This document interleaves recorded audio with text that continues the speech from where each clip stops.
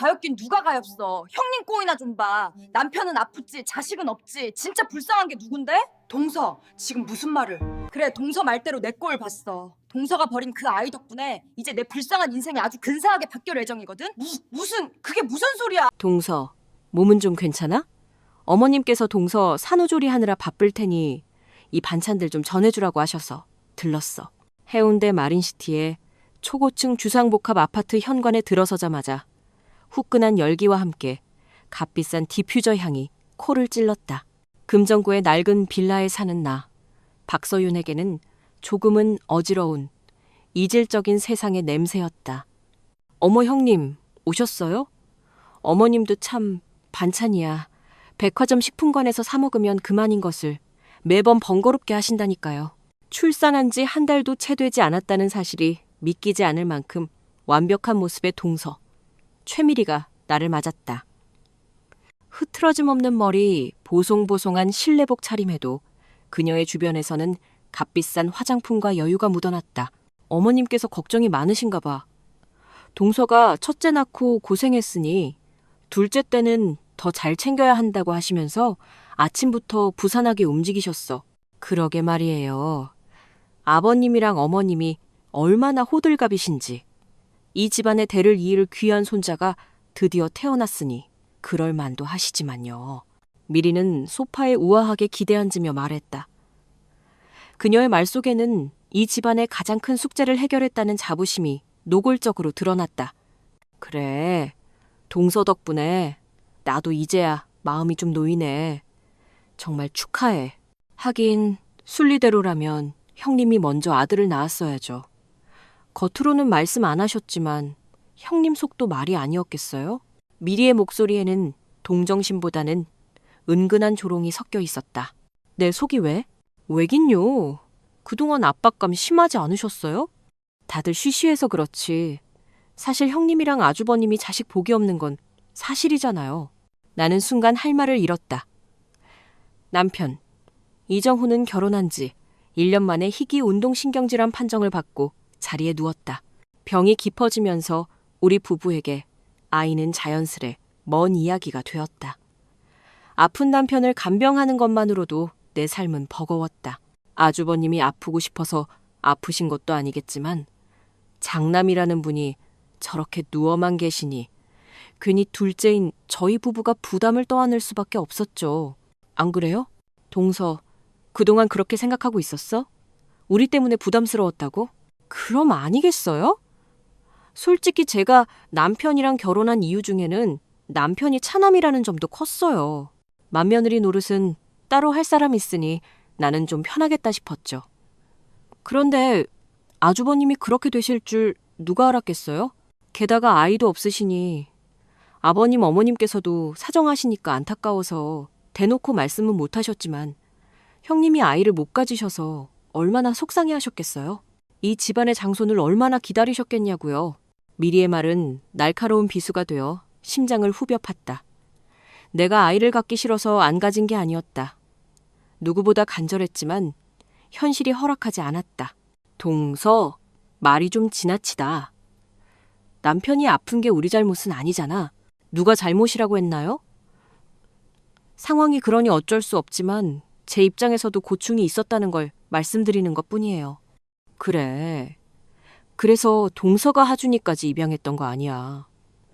그리고 우리가 상속포기 각서까지 썼고 아버님께서 그 대가로 동서한테 이 집도 마련해 주시고 여러모로 챙겨주셨으면 된 거 아니었어? 몇 년 전 아이를 간절히 원하시는 시부모님과 남편의 성화에 못 이겨 미리는 7살 난 남자아이를 입양했다. 그 아이가 바로 하준이었다.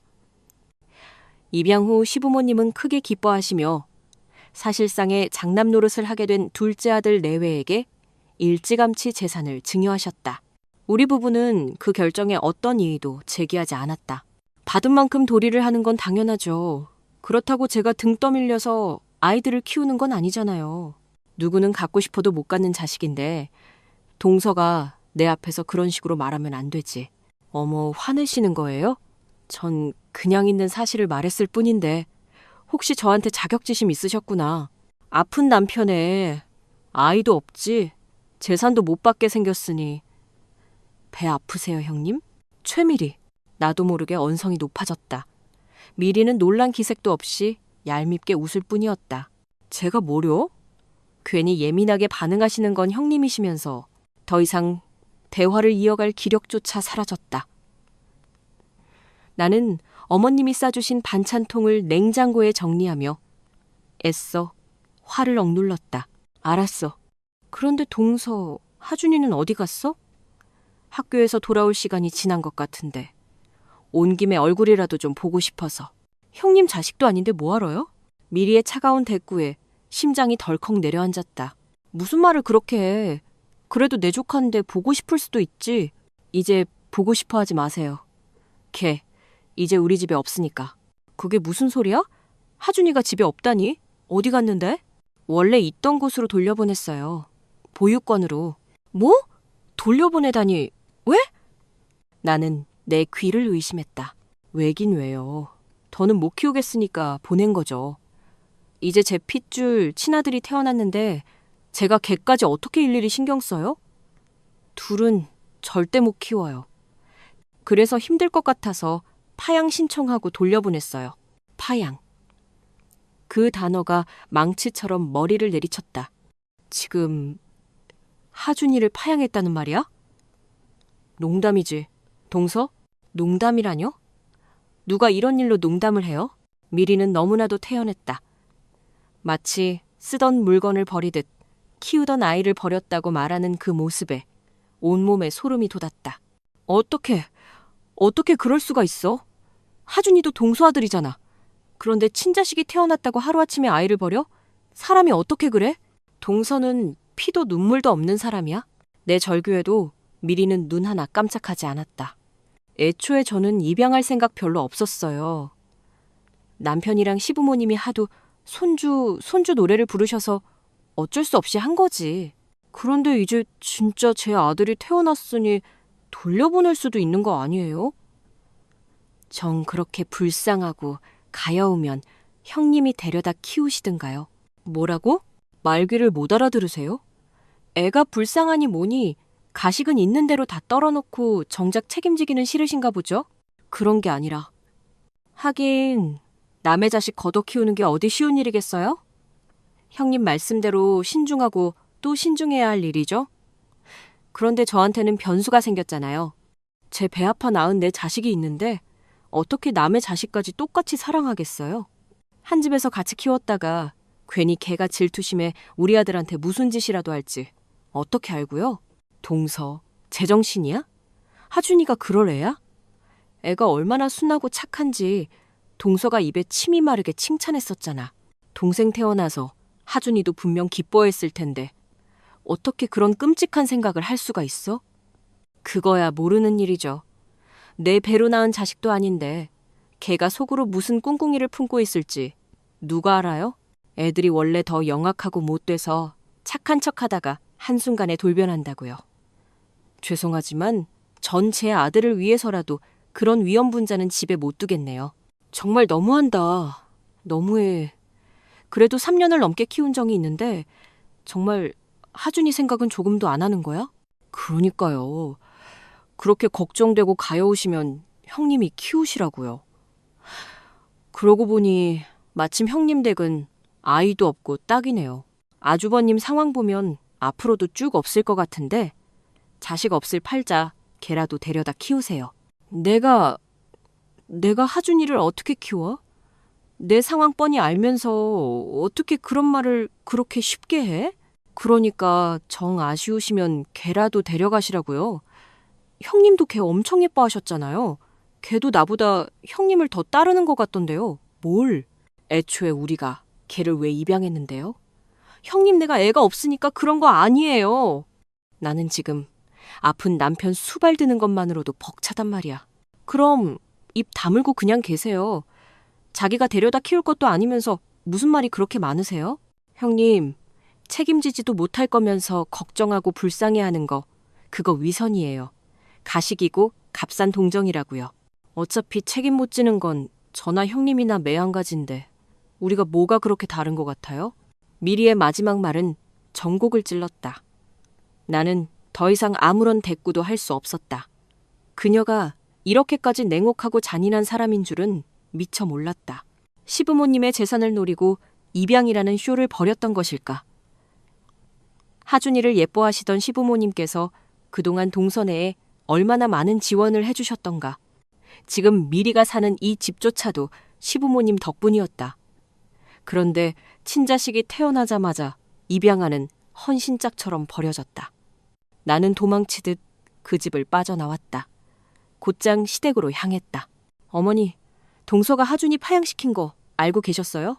거실에서 과일을 깎던 시어머니는 내 물음에 잠시 손을 멈췄지만 이내 담담하게 대답했다. 그래?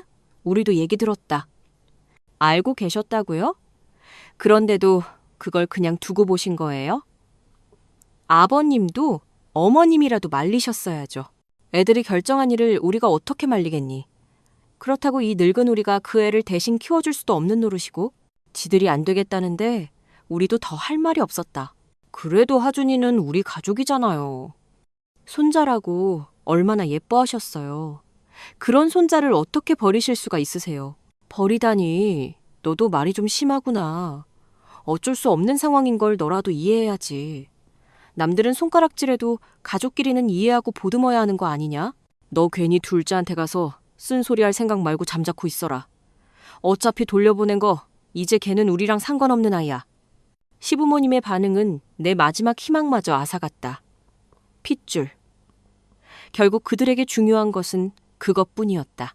그동안 아이 없는 맏며느리인 나를 안쓰러워하고 아픈 남편 곁을 지키는 나를 기특하다 여겨주시던 그분들의 모습은 어디로 간 것일까? 나는 깊은 배신감과 환멸을 느끼며 시댁을 나섰다. 그날 밤 나는 뜬 눈으로 밤을 새웠다. 머릿속에서는 온통 10살짜리 하준이의 얼굴이 떠나지 않았다. 두 번째 버림받았다는 충격 속에서 낯선 보육원 침대에 웅크리고 있을 아이를 생각하니 심장이 찢어지는 것 같았다. 여보, 재수 씨가 하준이를 파양했대. 나는 병상에 누워있는 남편 정훈에게 힘겹게 입을 열었다. 뭐? 그게 정말이야? 제정신인가? 대놓고 말은 안 했지만 어머니 아버님도 동의하신 것 같아. 다들 가만히 있는 걸 보면 내가 어머니께 여쭤봤더니 동서 의견을 따라야지 어쩌겠냐는 말씀만 하시더라. 너무 충격이야. 친자식처럼 키우겠다던 게 엊그제 같은데. 우진이 걱정하는 건 지금 당신이랑 나뿐이겠네. 근데 우리가 걱정한다고 뭐가 달라지나. 우리가 데려다 키울 수도 없는 노릇이고 내가 이 모양만 아니었어도.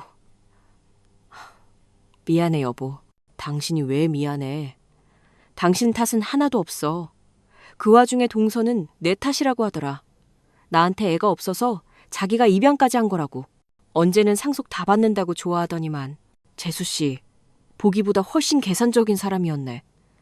우린 정말 어쩌면 좋지? 그렇다고 우리가 정말 데려다 키울 수도 없고. 남편은 괴로운 듯 한숨을 쉬었다. 나는 당신만 괜찮다면 데려오고 싶어. 당신한테 부모 역할까지 떠맡기는 것 같아서 미안하지만. 당신도 하준이 걱정돼? 당연하지. 나도 그새 하준이랑 정이 많이 들었는데 그 애가 유독 당신을 잘 따랐잖아. 그건 그렇지. 내가 아이가 없어서 조카한테 정이 많이 갔었나 봐. 그래. 그런데도 당신이 가만히 있을 수 있겠어? 하준이가 보육원에서 지낼 거 알면서 당신 마음이 편하겠냐고. 남편의 말에 나는 더 이상 망설일 수 없었다. 마음은 이미 정해져 있었다. 다음 날 아침 나는 부산 희망의 집으로 향했다. 보육원 한쪽 구석. 창가에 쭉 그리고 앉아있는 작은 그림자가 눈에 들어왔다. 하준이었다. 며칠 사이에 아이의 얼굴은 반쪽이 되어 있었다. 하준아, 내 목소리에 아이가 천천히 고개를 들었다. 나를 발견한 아이의 눈이 커다래졌다. 큰엄마. 그래, 큰엄마야. 우리 하준이 잘 있었어? 아이는 대답 대신 와랑내 품에 안겨왔다. 가늘게 떨리는 작은 등을 토닥이며 나는 목구멍까지 차오르는 울음을 억지로 삼켰다. 큰엄마, 어떻게 오셨어요? 저 보러 오신 거예요? 그럼 우리 하준이 보러 왔지. 미안해. 큰엄마가 너무 늦게 와서. 하준이가 여기 있는 걸 너무 늦게 알았어. 나는 아이의 눈을 마주보며 물었다. 하준아, 큰엄마, 좋아? 아이는 망설임 없이 고개를 끄덕였다. 그럼 큰엄마랑 같이 갈래? 네? 제가요? 제가 큰엄마 따라가도 돼요? 그럼 당연하지. 하준이는 우리 가족인데. 하준이만 좋다면 큰엄마가 앞으로 하준이 엄마하고 싶은데 그래도 될까? 엄마요. 아이의 눈에서 굵은 눈물이 뚝뚝 떨어졌다. 정말 큰엄마가 우리 엄마가 되어주시는 거예요? 하준이가 싫다면 어쩔 수 없지만 하준이가 원한다면 큰엄마가 여러모로 부족하지만 우리 하준이한테는 최선을 다할 거야. 절대로 다시는 하준이 버리지 않을 거야. 약속할게. 정말이죠? 정말 저 안 버리실 거죠? 그럼 절대로. 갈래요. 같이 갈래요. 엄마 따라갈래요. 나와 하준이는 서로를 부둥켜 안고 한참을 울었다. 그렇게 나에게는 가슴으로 낳은 아들이 생겼다. 집으로 돌아와 아이를 깨끗이 씻기고 새 옷을 입혔다. 보육원의 일손이 부족했던 탓인지 아이의 모습은 며칠 만에 몹시 지저분해져 있었다. 아이를 재운 뒤 나는 동선의 집에서 들고 온 하준이의 낡은 가방을 정리하기 시작했다. 3년 전 하준이가 처음 우리 가족이 되던 날부터 늘 지니고 다니던 애착 가방이었다. 미리가 몇 번이나 버리려고 했지만 그때마다 하준이가 자지러지게 울며 매달려 결국 버리지 못했다고 했다. 아이의 친부모가 남기고 간 유일한 물건일지도 모른다는 생각에 나는 조심스럽게 가방을 다뤘다. 가방 안쪽 깊숙한 곳, 천이 덧대어진 주머니 안에서 딱딱한 것이 손에 걸렸다. 꺼내보니 낡고 빛바랜 신분증 하나였다. 젊은 여자의 증명사진이 박혀 있었다. 여보, 하준이 가방에서 이런 게 나왔어. 이게 뭘까? 신분증인데 설마 하준이 친엄마 아닐까? 병상에 누워있던 남편에게 신분증을 보여주자 그의 얼굴에도 놀란 기색이 스쳤다. 그럴 확률이 높겠지. 실수로 두고 간 모양이네. 아이를 버리면서 자기 신분을 노출하고 싶지는 않았을 테니 어떡하지? 한번 찾아봐야 할까? 찾아서 하준이를 돌려보내야 하는 걸까? 이제 겨우 우리 가족이 됐는데 글쎄, 친부모가 맞다고 해도 이제 와서 아이를 데려가려고 할까? 그래도 그 사람에게도 어떤 사정이 있었을지 모르니 연락은 해봐야 하지 않을까. 다음 날 나는 신분증을 들고 경찰서를 찾았다. 금방 찾을 수 있을 거라는 기대와 달리 경찰관은 난감한 표정을 지었다. 이분 연락드리기가 어렵겠습니다. 몇 년 전에 미국으로 이민을 가셨네요. 현재 재외국민으로 확인됩니다. 국내 주소지도 없고요. 미국 시민권자라면 저희가 개인정보를 조회할 권한도 없습니다. 결국 아무런 소득 없이 집으로 돌아와야 했다. 하지만 이대로 포기할 수는 없었다. 훗날 하준이가 친부모를 궁금해할 때를 위해서라도 내가 할 수 있는 최선을 다해봐야 했다. 나는 수소문 끝에 미국에서 활동하는 흥신소에 연락해 하준이 친모를 찾아달라고 의뢰했다. 적지 않은 비용이 들었지만 아들을 위한 일이라 생각했다. 그렇게 1년이라는 시간이 흘렀다. 그 사이 남편의 병세는 점점 악화되었고 결국 내 곁을 떠나고 말았다. 남편의 장례를 치르고 나는 시댁과 완전히 연을 끊었다. 이제 그들과 나를 이어주던 끈은 사라졌다. 오직 하준이와 나 둘만 남았다. 남편이 남긴 작은 빌라 한 채가 우리 모자의 유일한 재산이었다. 나는 하준이를 키우기 위해 닥치는 대로 일을 해야 했다. 경력이 단절된 내가 할 수 있는 일은 마트 계산원, 식당 주방 보조, 청소 용역 같은 것들 뿐이었다. 몸은 고됐지만 무럭무럭 자라는 아들을 보며 힘을 냈다. 하준이는 내 기대를 저버리지 않고 공부도 잘하고 성품도 바른 모범생으로 자라주었다. 어느덧 아이는 대학 입시를 앞둔 고등학생이 되었다. 늘어나는 학원비와 교육비를 감당하기 위해 나는 저녁 시간에 파트타임으로 가사 도우미 일을 하나 더 시작했다. 그리고 운명의 장난처럼 내가 일하게 된 곳은 바로 동서 최미리의 집이었다. 어머, 형님. 정말 형님이세요? 여기서 파출부 일을 하고 계셨어요? 10년 만에 만난 미리는 여전히 화려하고 오만했다. 나는 애써 태연한 척하며 고개를 끄덕였다. 그래, 오랜만이네 동서. 잘 지냈어? 저야 뭐 잘 지냈죠. 남편도 아들도 건강한데 못 지낼 일이 뭐가 있겠어요? 아, 참. 형님은 둘 다 없으시지. 무슨 소리야. 남편은 없지만 내겐 아들이 있지? 동서가 버린 우리 아준이. 어머나, 아직도 그 애를 데리고 계셨어요? 아주버님도 돌아가시고 형편 어렵다고 들었는데 남의 집 파출부나 다니실 정도로 힘드신가 봐요. 그런 형편의 고아는 어떻게 키우세요? 정말 대단하시네.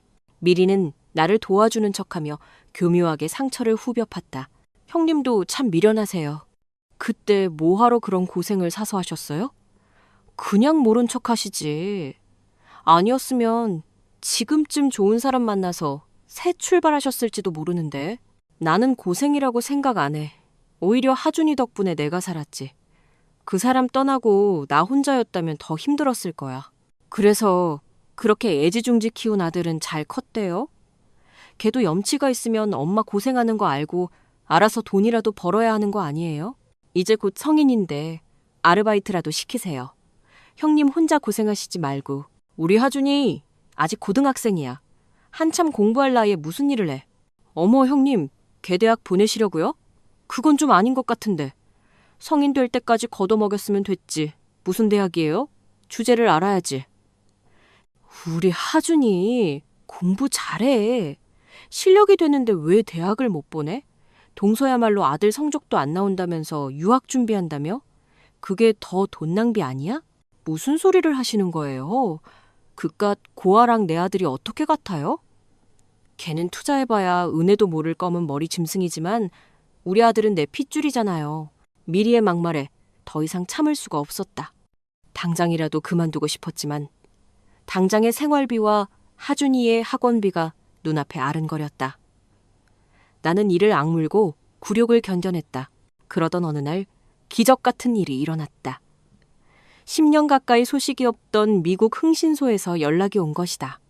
하준이의 친모 윤지수 씨를 찾았다는 소식이었다. 그리고 곧바로 그녀에게서 직접 전화가 걸려왔다. 수화기 너머로 들려오는 그녀의 목소리는 떨리고 있었다. 그녀는 그동안의 삶을 모두 털어놓았다. 어려운 형편에 어쩔 수 없이 아이를 보육원 앞에 두고 무작정 미국으로 건너가 빵 한 조각으로 하루를 버티며 사업을 일군 이야기까지. 파란만장한 그녀의 삶을 들으며 나는 분노보다는 연민을 느꼈다. 내내 우리 하준이를 그리워하고 걱정했어요. 어떻게든 떳떳한 모습으로 아이 앞에 서고 싶어서 죽으림을 다해 일만 했어요. 덕분에 이제는 꽤 성공했답니다. LA 베벌리힐스에 저 혼자 살기에는 너무 넓은 집도 있고요. 그녀는 잠시 말을 멈췄다가 조심스럽게 말을 이었다. 염치 없는 부탁이지만 언니, 제가 이제부터라도 은혜를 갚게 해주세요. 괜찮으시다면 하준이랑 같이 미국으로 건너와 주실 수 있을까요? 제가 모든 걸 책임지겠습니다. 나는 하준이에게 모든 사실을 이야기했다. 착한 아들은 친모의 사정을 이해하고 그녀를 만나고 싶다는 뜻을 내비쳤다. 오랜 고민 끝에 나는 하준이를 따라 미국으로 가기로 결심했다. 나는 마지막으로 일하던 동서의 집을 찾았다. 동서, 나 내일부터 일 못 나올 것 같아. 네? 갑자기 그게 무슨 말씀이세요? 사람 구하기도 힘든데 이런 식으로 그만두시면 어떡해요? 미안하지만 나도 사정이 급해서. 우리 하준이 유학 문제 때문에 급하게 미국으로 들어가게 됐거든. 유학이요? 걔가 무슨 수로 유학을 가요? 설마 형님이 보내주시는 거예요? 내가 무슨 돈이 있어서. 동서도 알다시피 난 파출부잖아. 그게 아니라 하준이 친모한테서 연락이 왔어. 나는 담담하게 윤지수 씨의 이야기를 전했다. 그녀가 미국에서 얼마나 크게 성공했는지, 우리 모자를 위해 베벌리힐스에 집까지 마련해 두었는지. 베벌리힐스요? 그게 정말이에요? 동서의 얼굴이 하얗게 질렸다. 이제 저와 제 아들 하준이는 새로운 가족과 함께 미국에서 행복하고 평온한 날들을 보내고 있습니다. 돌이켜보면 참 외롭고 힘든 시간의 연속이었지만 하준이의 손을 잡기로 결심했던 그 순간이 제 인생을 통째로 바꾼 것 같습니다. 핏줄로만 이어진 관계가 진정한 가족의 전부는 아니라는 것, 그리고 작은 선행이 때로는 인생의 가장 큰 행운이 되어 돌아온다는 것을 제 이야기를 통해 여러분께도 꼭 말씀드리고 싶었습니다. 저의 길고 부족한 사연을 끝까지 경청해 주신 모든 분들께 진심으로 감사드립니다. 여러분께서는 제 선택과 동서의 행동에 대해 어떻게 생각하시나요? 여러분의 소중한 의견을 댓글로 자유롭게 남겨주시면 저에게 큰 힘이 될 것 같습니다. 오늘 이야기에 공감하셨다면 구독과 좋아요를 통해 응원을 보내주세요. 앞으로도 여러분께 깊은 울림을 드릴 수 있는 이야기로 다시 찾아뵙겠습니다. 감사합니다. 그럼 내가 괜히 거짓말하겠어? 나한테 자식 키워준 은혜 평생 갚겠다면서 꼭 보답하겠다고 하더라. 동서 말이 틀렸네? 내가 하준이 덕분에 로또 맞았잖아. 안 그래? 아니, 그럼 저는요? 애초에 개를 거둔 건 저인데 저한테는 뭐 없대요? 기가 막혔다. 파양할 때는 언제고 이제 와서 몫을 챙기려는 신보라니. 동서가 하준이한테 뭘 해줬다고 그런 소리를 해? 안 그래도 내가 동서가 하준이 파양한 얘기했더니 그분이 길길이 날뛰던데 미국에서 잘 나가는 변호사들이랑 친분이 두텁다더라. 아동학대로 고소하겠다는 걸 내가 겨우 말렸어. 나는 그녀에게 한 발짝 다가서며 나지막이 속삭였다. 동서도 아들 유학 보낸다며? 미국 한인사회. 그거 생각보다 엄청 좁아. 하준이 친모가 거기서 꽤 영향력 있는 사업가라던데? 그런 사람 심기 잘못 건드려서 아들 앞길 막히는 꼴 보고 싶지 않으면 앞으로는 입 조심하고 마음 곱게 쓰고 살아. 알겠지? 동서는 아무 말도 하지 못했다. 충격과 질투, 그리고 두려움이 뒤섞인 표정으로 나를 쳐다볼 뿐이었다. 나는 처음으로 그녀에게서 완벽한 승리를 거두었다는 사실을 깨달았다. 몇 주 뒤, 나와 하준이는 미국행 비행기에 올랐다. 새로운 삶이 우리를 기다리고 있었다. 하준이는 그곳에서 명문대학에 당당히 합격했고 나는 윤지수 씨의 도움으로 영어를 배우며 새로운 환경에 적응해 나갔다. 지수 씨와 나는 금세 친자매처럼 가까워졌다. 우리는 세 사람이 함께하는 새로운 가족이 되었다. 과거의 아픔은 여전히 마음 한구석에 남아있지만 이제 나는 더 이상 불행하지 않다. 선량한 마음으로 거두었던 작은 아이가 이제는 내 삶의 가장 큰 축복이자 행복이 되어 곁을 지켜주고 있으니 말이다.